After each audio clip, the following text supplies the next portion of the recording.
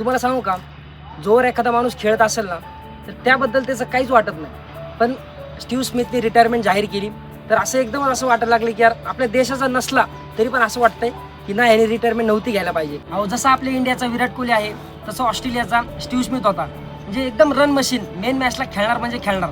ज्याला फक्त इंडियावरती प्रेम आहे ना ते स्टीव्ह स्मिथला कधी ओळखूच शकले नसतील.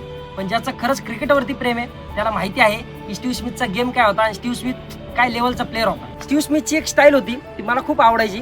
तो कंटिन्यू खेळायला आला ना, बॅटिंगला आला की नुसतं हालायचा असा, आणि जर समजा तरी शॉट पण मारला 1 रनासाठी खाली गेला तरी बॉलरने कसा स्पिन केला असेल बॉल असा स्वतःच खेळताना ट्राय करून बघायचा. किती जरी बाहेर खेळाडू असला तरी एक ना एक दिवस त्याला रिटायरमेंट घ्यावीच लागते. तुम्हाला सांगतो, शरीर माणसाला एक सिग्नल देतं की बस आता.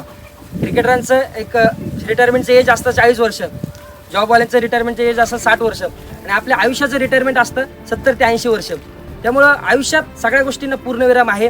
सो जुने जातील तरच नवीन लोकांना किंमत भेटेल, आणि जुने जातील तरच नवीन लोक काहीतरी नवीन करू शकतील. स्टीव स्मिथ मेरे हिसाब से इस जनरेशन के बेस्ट टेस्ट प्लेयर हैं. सपने पलकों तले तुमसे न जाने क्यों.